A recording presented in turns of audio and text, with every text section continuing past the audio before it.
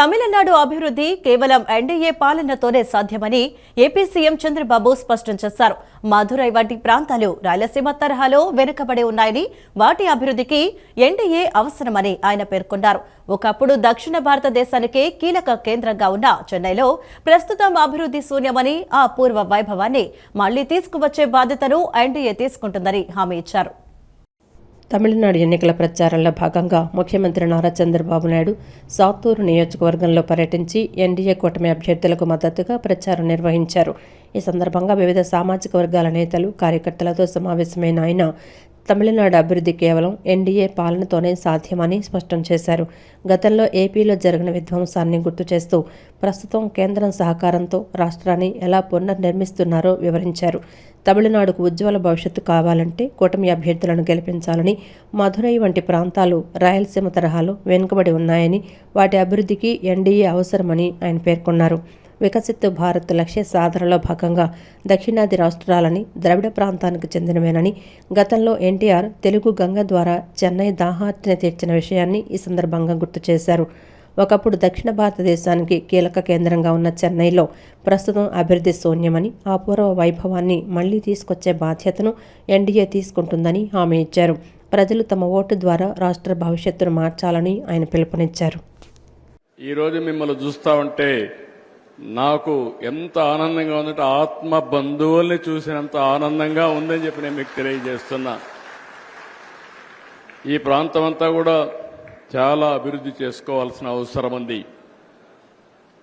ఈరోజు అభివృద్ధికి మారు పేరు ఎన్డీఏ గవర్నమెంట్.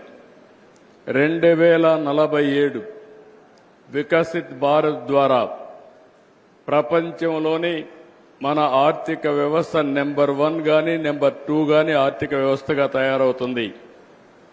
మనందరం కూడా ద్రవిడులమే. ఇక్కడ తెలుగు మాట్లాడే వాళ్ళు ఉన్నారు, తమిళ మాట్లాడతారు, ఆంధ్రప్రదేశ్ తెలుగు మాట్లాడతారు, తమిళ మాట్లాడతారు, కానీ కర్ణాటక పోతే కన్నడ మాట్లాడతారు. దక్షిణ భారతదేశంలో ఉండే మనందరం ద్రవిడ జాతికి సంబంధించిన వాళ్ళమే. ఆ నాగరికతే మనందరిది. ఎన్టీ రామారావు గారు చెన్నైలోనే ఉన్నాడు. ఒక మహానాయకుడు అయ్యాడంటే, ఒక మహానటుడయ్యాడంటే చెన్నై నీళ్లు తాగే ఆయన ఒక మహానటుడయ్యాడని చెప్పి కూడా నేను మీకు తెలియజేస్తున్నా. అందుకే ఆయన రుణం తీర్చుకోవాలని ఆలోచించి చెన్నైకి మీరు చూస్తే ఎవ్వరూ చేయని పని కృష్ణా నదీ జలాల్ని తెలుగు గంగ ద్వారా చెన్నైకి తీసుకొచ్చిన వ్యక్తి నందమూరి తారక రామారావు గారు. ఇక్కడ కూడా మొన్నటి చాలా మంది ఫ్యాన్స్ ఉన్నారు. మీరందరూ కూడా పూర్తిగా సహకరిస్తూ ఇక్కడి నుంచి వచ్చి క్యాంపెయిన్ చేశారు. ఇక్కడ కూడా పార్టీని బలోపేతం చేశారు. మిమ్మల్ని అందరినీ అభినందిస్తున్నా. ఈరోజు నేను వచ్చింది మళ్లీ మీటింగ్లో టైం కూడా ఉంది, అక్కడ కూడా మాట్లాడాలి.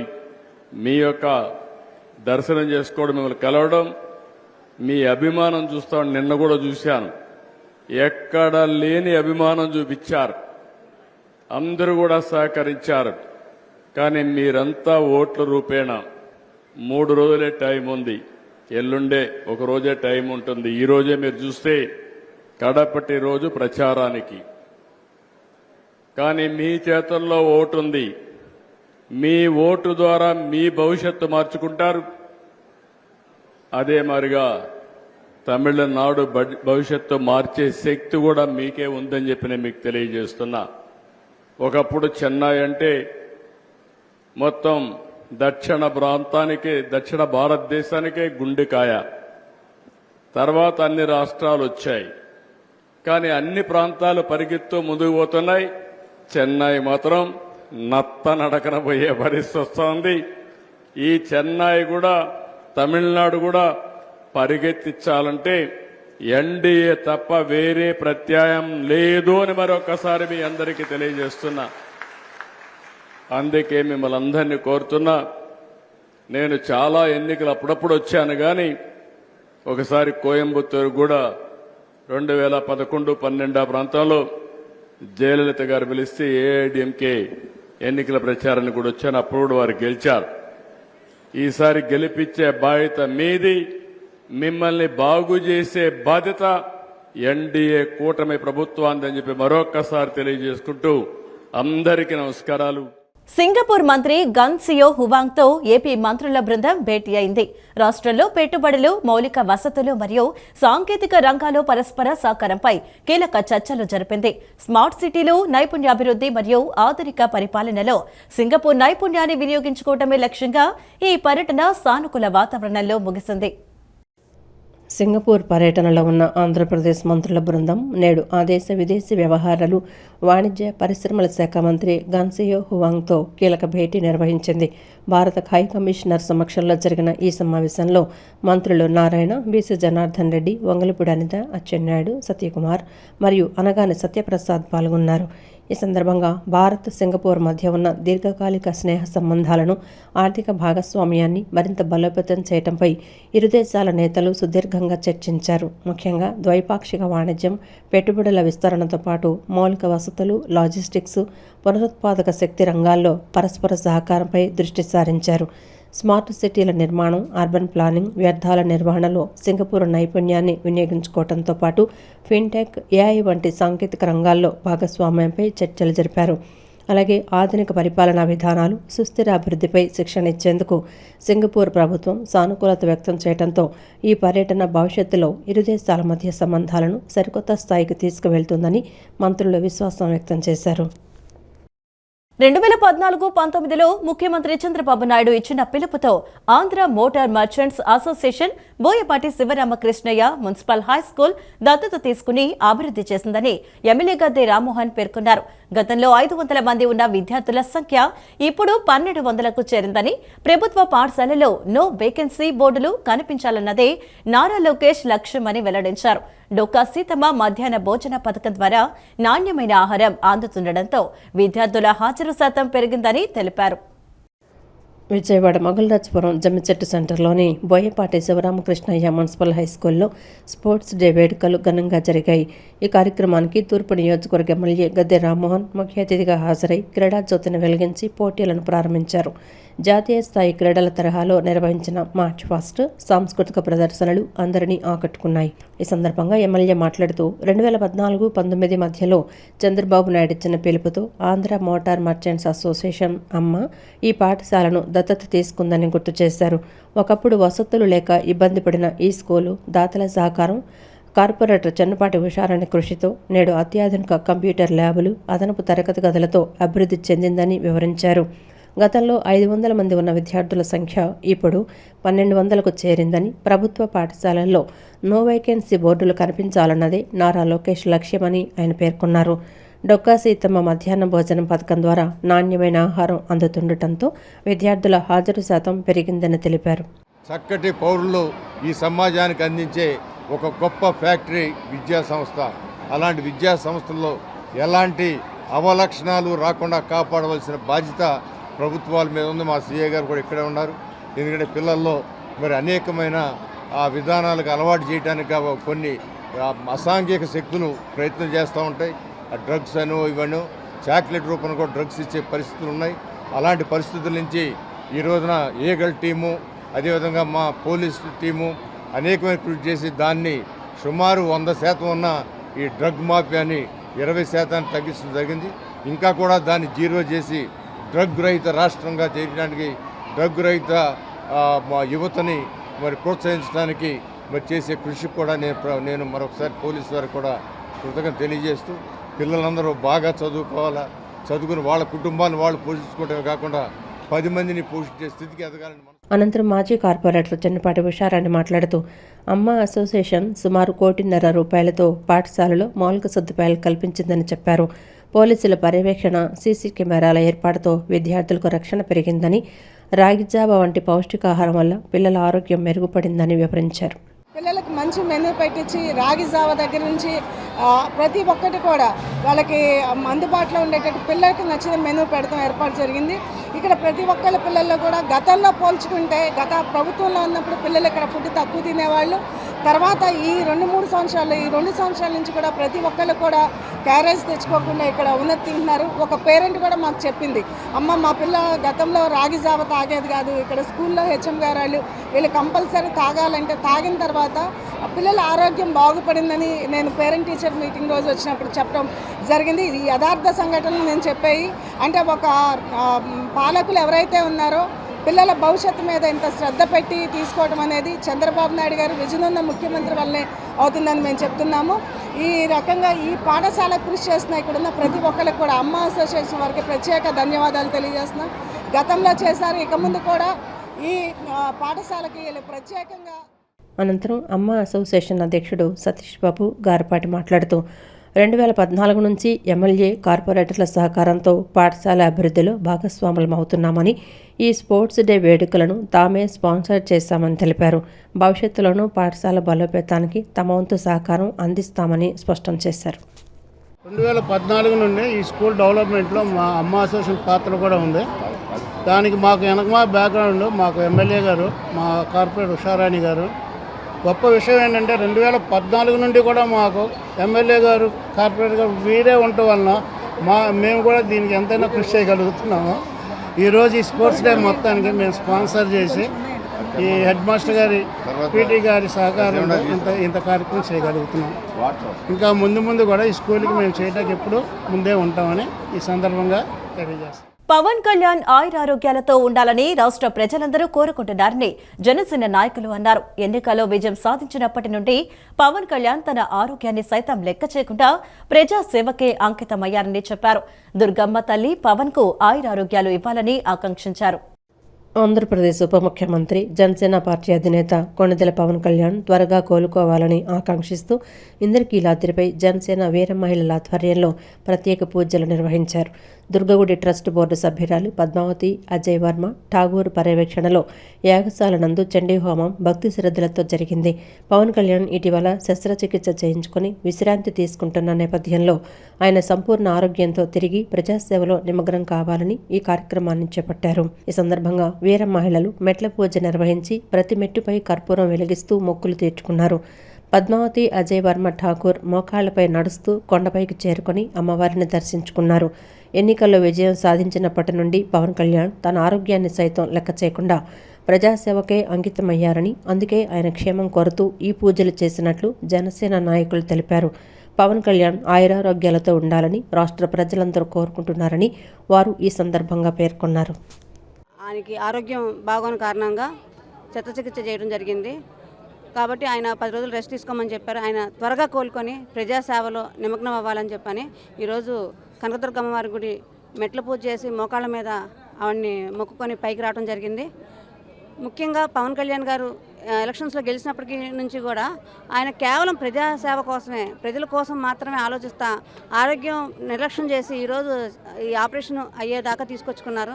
కాబట్టి రాష్ట్ర ప్రజలందరూ కూడా ఆయన ఆరోగ్యాలతో ఉండాలని చెప్పని ప్రతి చోట కోరుకుంటా ఉన్నారు. ముఖ్యంగా జనసేన వీర మహిళా విభాగం నుంచి ఈరోజు ఈ కార్యక్రమం చేపట్టడం జరిగింది.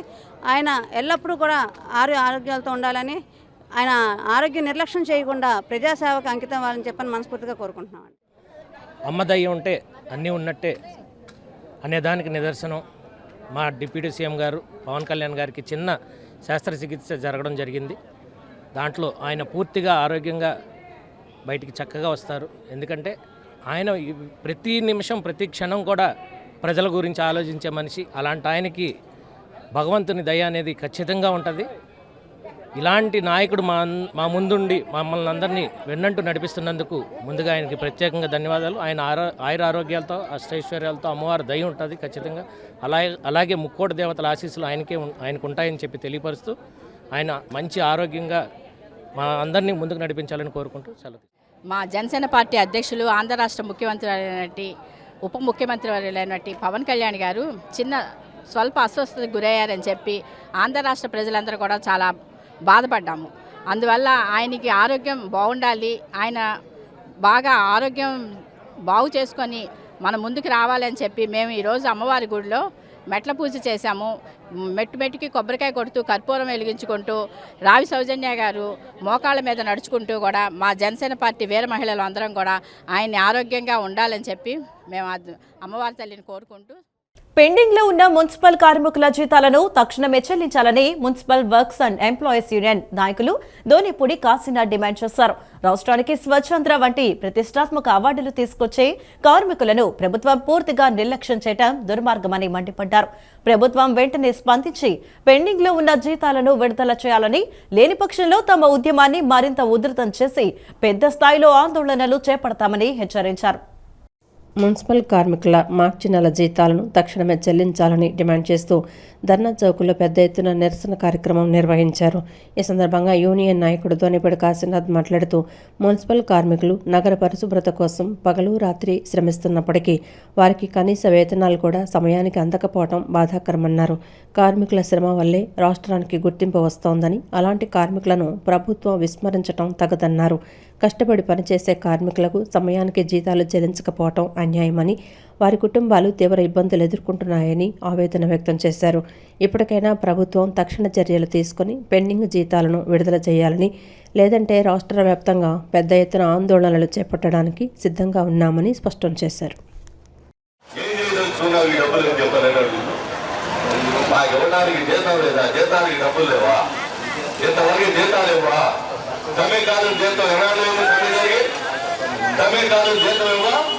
తమిళకాలం జీతం ఎన్నాళ్ళ నుంచి ఇదిగో ఇస్తాను అదిగో ఇస్తానని చెప్పని చూపిస్తా ఉన్నాం. ఆ వాటి వాళ్ళకైతే అది డిఈలో ఏఈలో ఉన్నాయంట, అది ఏదో పొడి చేస్తారని చెప్పని చెప్తున్నాయంట. ఆ ఎరగబడితే రోజులు దగ్గరలో ఉన్నాయని చెప్పని నేను చెప్పలేదు. ఆ ఎరగబడితే రోజు కార్మికులు ఎరగబడితే రోజులు దగ్గరలో ఉన్నాయి. ఇంతవరకు జీతాలు పెట్టాలంటే తమిళకాలం ఉంది. ఎవరు పెడతారా? మీ బాబు పెడతాడా? ఎవరు పెడతాడని అడుగుతున్నాం. అందుకని ఎవరు కూడా ఆ రకమైనటువంటి పద్ధతుల్లో ఈ నగరంలో రేపు రకాలైనటువంటి 60 ఏళ్ళకి నీకు లేదు బొమ్మన్నా. ఇంద్రకీలాద్రిపై వేంచేసి ఉన్న శ్రీ దుర్గా మల్లేశ్వర స్వామివారి దేవస్థానంలో జగద్గురు ఆది శంకరాచార్యుల జయంతి ఉత్సవాలు అత్యంత వైభవంగా ప్రారంభమయ్యాయి. వైశాఖ శుద్ధ పంచమిని పురస్కరించుకుని ఉదయం 8:30 క్షేత్ర పాలక ఆంజనేయ స్వామి ఆలయ ప్రాంగణంలోని పల్లకీ సేవా ప్రాంతంలో శంకరాచార్యుల విగ్రహానికి అర్చకులు శాస్త్రోక్తంగా అభిషేకం నిర్వహించారు. వేద మంత్రోచ్చరణల మధ్య జరిగిన ఈ కార్యక్రమంలో ఆలయ వైదిక కమిటీ సభ్యులు పాల్గొన్నారు. అనంతరం ఉత్సవ ఏఈఓ సుధారాణి భక్తులకు ప్రసాదాలు పంపిణీ చేశారు.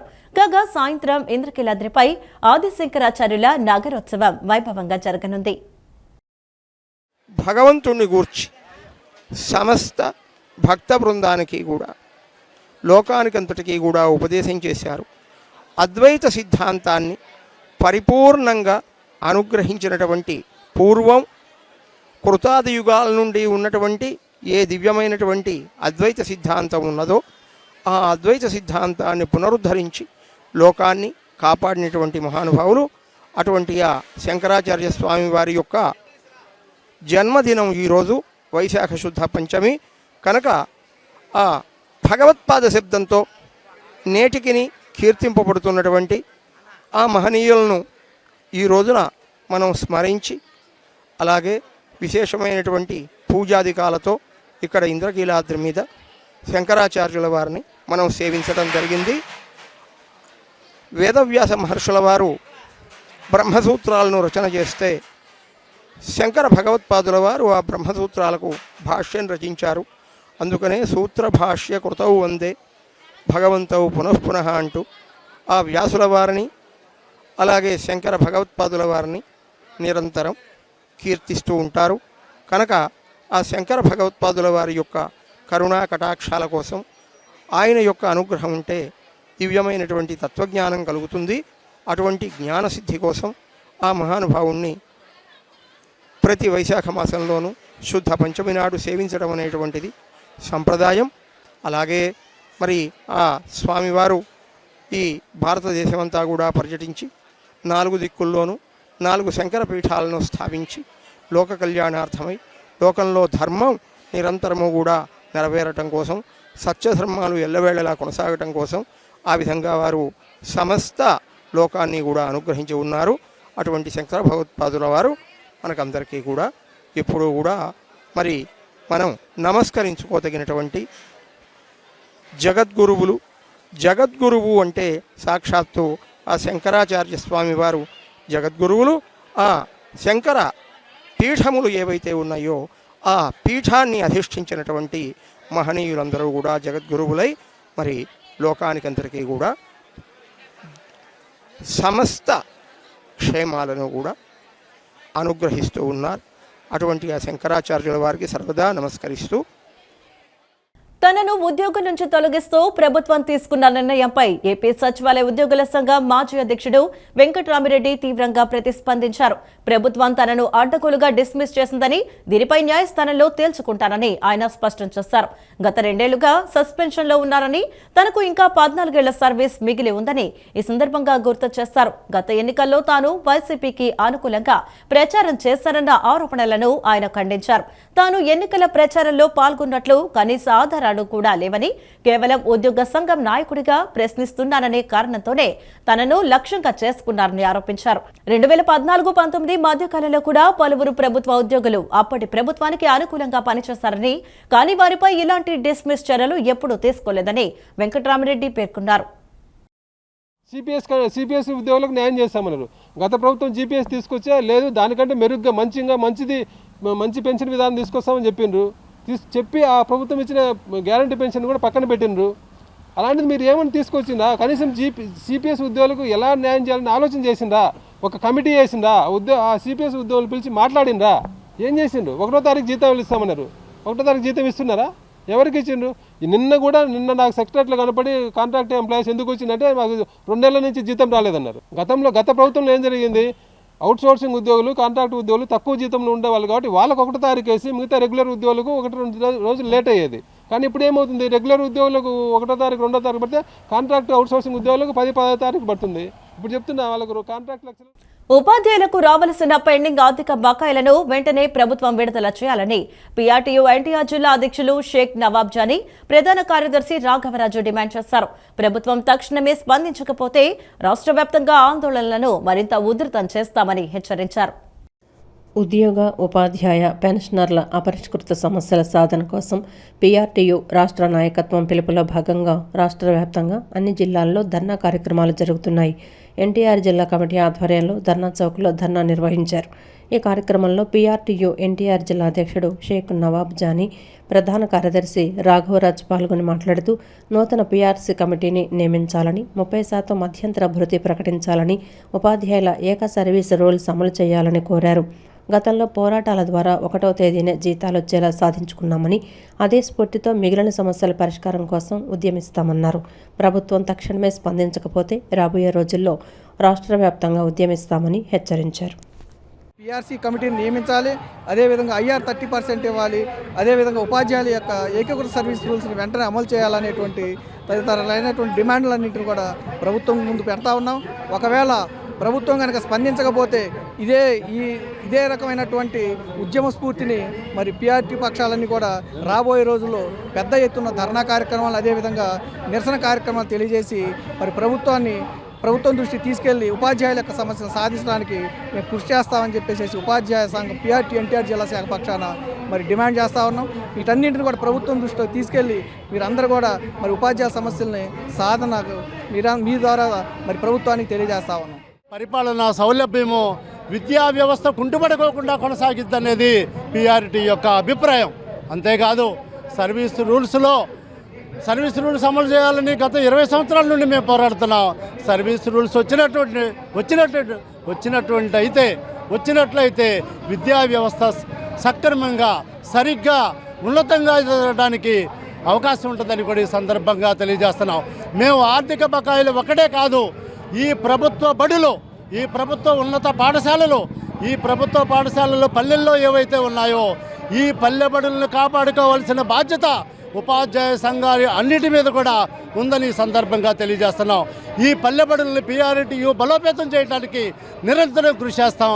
అట్లానే ప్రభుత్వం వీటికి సహకరించవలసిందిగా కోరుతున్నాం. ఆంధ్రప్రదేశ్ రాష్ట్ర ఉప ముఖ్యమంత్రి జనసేన అధినేత కొణిదెల పవన్ కళ్యాణ్ త్వరగా కోలుకోవాలని ప్రభువైన యేసుక్రీస్తు పరిశుద్ధ మేరీమాత దివ్య ఆశీస్సులు ఆయనపై ఎల్లప్పుడూ ఉండాలని జనసేన నాయకులు ఆకాంక్షించారు. డిప్యూటీ సీఎం ఆరోగ్యం కోసం 2 తెలుగు రాష్ట్రాల ప్రజలు పూజలు నిర్వహిస్తున్నారని, ఆయన ఆరోగ్యం త్వరగా మెరుగుపడాలని జన సైనికులు ప్రార్థనలు చేశారు. ఉప ముఖ్యమంత్రి జనసేన అధినేత కొణిదెల పవన్ కళ్యాణ్ ఆరోగ్య పరిస్థితి మెరుగుపడాలని ఆకాంక్షిస్తూ విజయవాడలోని కొణిదెల మేరీమాత ఆలయంలో జనసేన నాయకులు ప్రత్యేక ప్రార్థనలు నిర్వహించారు. కొంతకాలంగా దీర్ఘకాలిక సమస్యతో బాధపడుతున్న పవన్ కళ్యాణ్ ఇటీవల శస్త్రచికిత్స చేయించుకున్నారు. ఈ నేపథ్యంలో ఆయన త్వరగా కోలుకోవాలని కోరుతూ ఎన్టీఆర్ జిల్లా అధ్యక్షుడు సామినేని ఉదయభాను ఆదేశాల మేరకు పార్టీ నాయకులు, కార్యకర్తలు సర్వమత ప్రార్థనల్లో పాల్గొన్నారు. ఆలయంలో కొవ్వొత్తులు వెలిగించి మేరీమాత ఆశీస్సులు పవన్ కళ్యాణ్పై ఉండాలని వారు వేడుకున్నారు. విచారణ గురువులు ఆయన ఆరోగ్య స్వస్థత కోసం ప్రత్యేక ప్రార్థనలు చేశారు. ప్రజాసేవ కోసం నిరంతరం శ్రమిస్తున్న పవన్ కళ్యాణ్ త్వరగా కోలుకొని తిరిగి ప్రజల మధ్యకు రావాలని జన సైనికులు ఆకాంక్షించారు. ఈ కార్యక్రమంలో ఉమ్మడి కృష్ణా జిల్లా కార్యదర్శి రాజేంద్ర ప్రసాద్తో పాటు స్థానిక డివిజన్ అధ్యక్షులు, నగర ఉపాధ్యక్షులు, అధికార ప్రతినిధులు పాల్గొన్నారు. ఈరోజు సర్వమత ప్రార్థనలు ఏర్పాటు చేయడం జరిగింది. మరి ఈరోజు దుర్గా మల్లేశ్వర దేవస్థానంలో మహాచండీ యాగం మరి 108 మెట్లు పూజా కార్యక్రమం చేయగా మరి ఈరోజు అదే మార్గంలో ఈరోజు గుణదల మేరీమాత గుడిలో ఈరోజు సర్వమత ప్రార్థనలు ఏర్పాటు చేయడం జరిగింది. అందులో భాగంగా ఈరోజు కళ్యాణ్ గారు ఏదైతే తలపెట్టారో దాన్ని ప్రజల సేవ కోసం, ఏదైతే ప్రజల కోసం ఆయన నిరంతరం ఆయన త్యాగం చేసి, ఆయన జీవితాన్ని త్యాగం చేసి ప్రజాసేవకై ఈరోజు 5 రాష్ట్ర మంత్రి పదవులతో పాటు సమర్థవంతంగా ఉప ముఖ్యమంత్రిగా ఈరోజు సేవలు అందిస్తున్నారు. అలాంటి వ్యక్తి ఆరోగ్యం పట్ల ఈరోజు ప్రార్థనలు ఏర్పాటు చేయడం జరిగింది. ఆయన త్వరగా కోలుకుని మళ్ళీ ప్రజాసేవకై మా అందరి మధ్యలోకి వస్తారని కోరుకుంటూ సెలవు తీసుకుంటున్నాను. Thank you. బాగా ఉండాలని చెప్పి మా గుణదల మేరీమాత, మా ఇష్టదైవం, మా దళితుల గుండెల వేడుకోవడం జరిగింది. అనేక దేవాలయాల్లో ఆయన బాగుండాలని చెప్పి అందరూ పూజలు చేస్తూ ఉన్నారు. అందులో భాగంగా ఇవాళ మేరీమాత గుడిలో మేము ఈ పూజా కార్యక్రమం చేయడం జరుగుతుంది. ఈ పూజా కార్యక్రమానికి చేసినటువంటి పెద్దలు, అధికార ప్రతినిధులు, డివిజన్ అధ్యక్షులు ప్రతి ఒక్కరికి కూడా పేరు పేరున ధన్యవాదాలు తెలియజేస్తా ఉన్నా. నగరంలోని రెయిన్బో చిల్డ్రన్స్ హాస్పిటల్ పిల్లల వైద్యంలో మరో ముందడుగు వేస్తూ ప్రత్యేక పీడియాట్రిక్ సూపర్ స్పెషాలిటీ వింగ్ను ప్రారంభించిందని మంగళగిరి ఎయిమ్స్ డీన్ మరియు పీడియాట్రిక్ సర్జరీ విభాగం అధిపతి డాక్టర్ దీప్తి వేపకమ్మ తెలిపారు.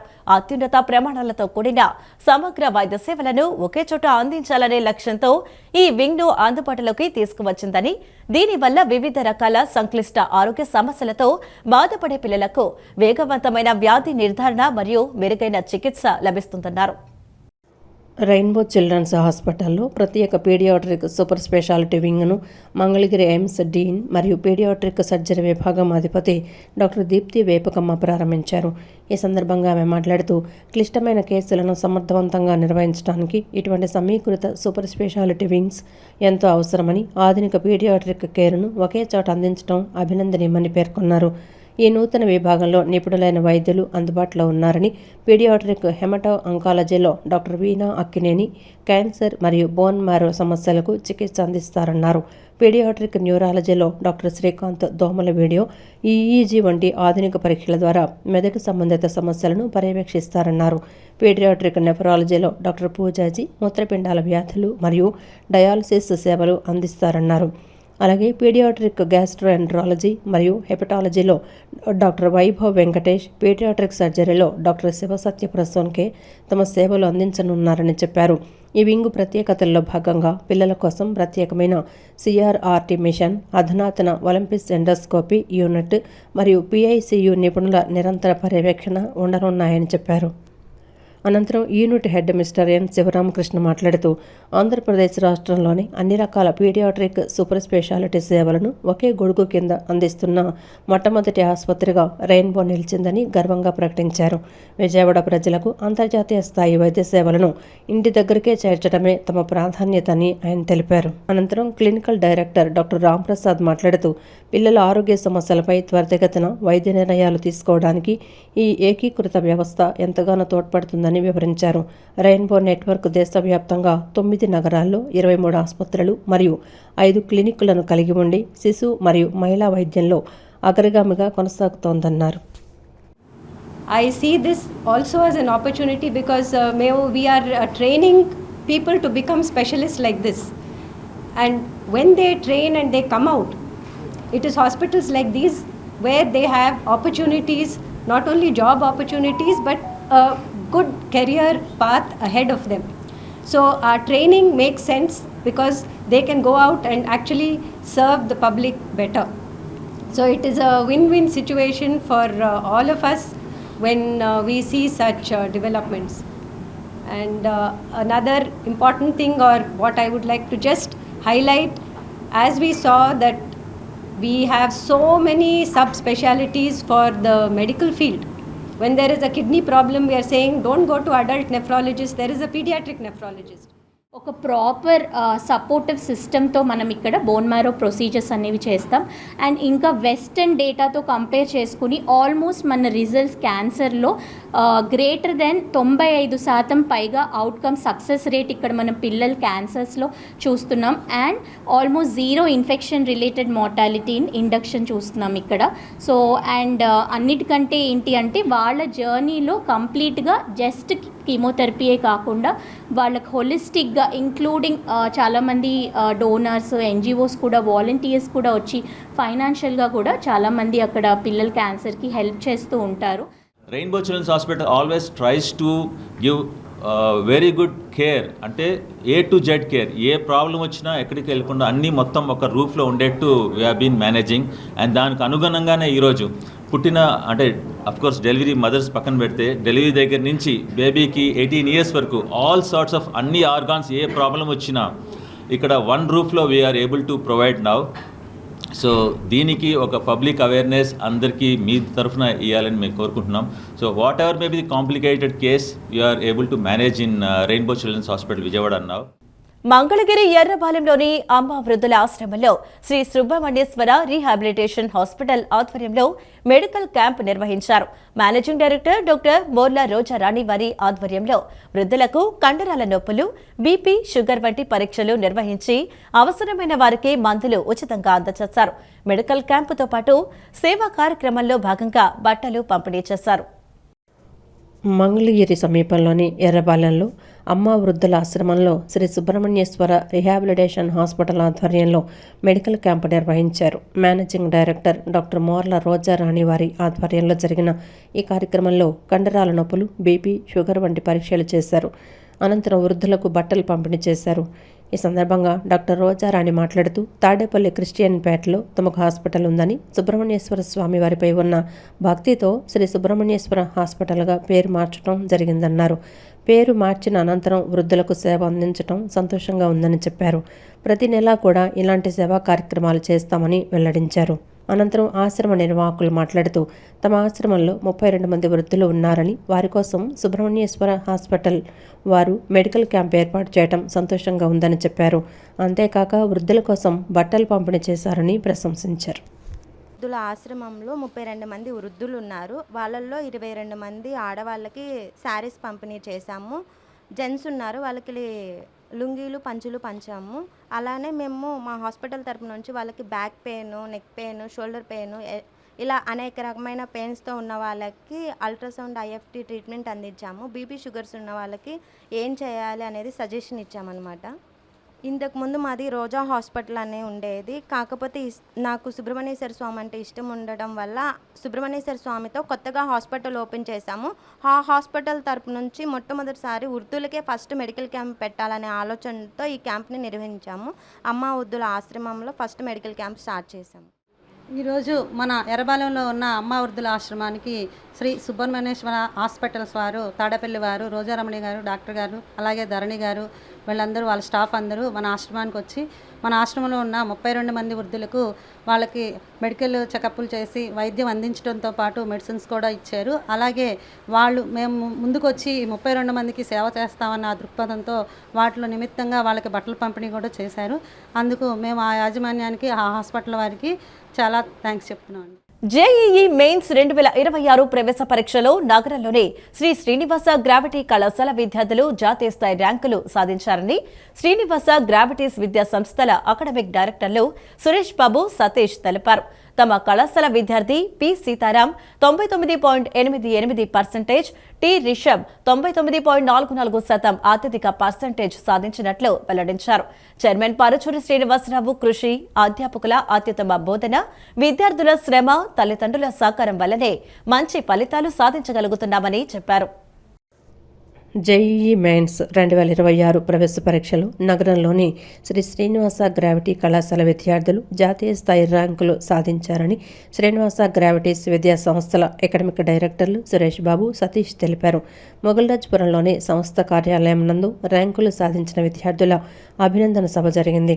ఈ సందర్భంగా వారు మాట్లాడుతూ తమ కళాశాల విద్యార్థి పి సీతారాం 99.88%, టి రిషబ్ 99.44% అత్యధిక పర్సెంటైల్ సాధించినట్లు తెలిపారు. 40 మందికి పైగా విద్యార్థులు వివిధ కేటగిరీల్లో మెయిన్స్కి క్వాలిఫై అయ్యారని తెలిపారు. జేఈఈ మెయిన్స్తో పాటు పలు జాతీయ స్థాయి పరీక్షల్లో తమ విద్యార్థులు విజయం సాధిస్తున్నారన్నారు. ఇటీవల విడుదలైన ఇంటర్ ఫలితాలలో కూడా తమ విద్యార్థులు రాష్ట్ర స్థాయిలో అత్యుత్తమ మార్కులు సాధించి రికార్డు సాధించారన్నారు. తమ విద్యా సంస్థ ప్రణాళికాబద్ధమైన విద్యా బోధన, చైర్మన్ పరుచూరి శ్రీనివాసరావు కృషి కారణంగా మంచి ఫలితాలు సాధిస్తున్నట్లు తెలిపారు. ముఖ్యంగా అధ్యాపకుల అత్యుత్తమ బోధన, విద్యార్థుల కృషి, తల్లిదండ్రుల సహకారం వల్లనే మంచి ఫలితాలు సాధించగలుగుతున్నామని అన్నారు. Heading all the affairs gives us a flexibility to run this model as an academic institution rather than a business model. Number 2, our Gravity is blessed with a set of wonderful, committed, hard-working teachers who truly work for the upliftment of the students. And number 3 is our dynamic schedules. Our schedules not only designed for the top tier of students, they're also designed to make an ordinary student to perform in an extraordinary way. They're also designed to see that the gaps of the students are filled. So dear parents, if you're having any doubt in which college you need to join your children, just step into our campus, interact with us, talk to our faculty and take a right decision. Thank you. And once again, I thank all the students for securing such scintillating and outstanding results. నిన్న release చేసినటువంటి JEE mains నిన్న release చేసిన JEE మెయిన్స్లో మా విద్యార్థులు 99% పైన ఇద్దరు పిల్లలకి రావటం జరిగింది.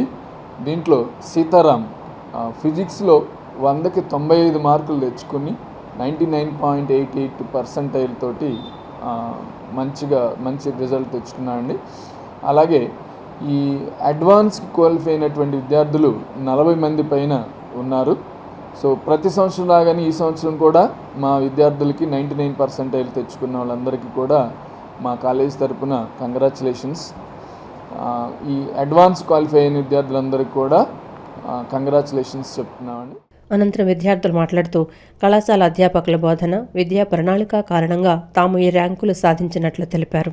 ఈ కార్యక్రమంలో Shri Srinivasa gravities director Paruchuri Neelima, academic డైరెక్టర్లు సురేష్ బాబు, సతీష్ పలువురు పాల్గొని విద్యార్థులను అభినందించారు.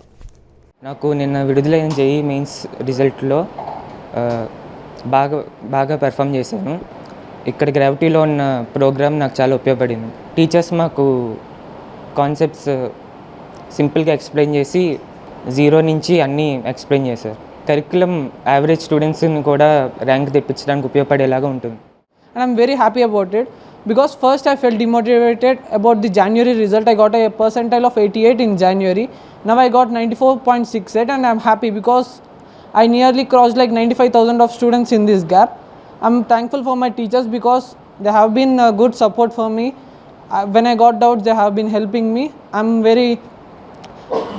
very happy about this institution and I'm expecting very more good results from Gravity in the future years. ఈ వార్తలు ఇంతటితో సమాప్తం. నమస్కారం.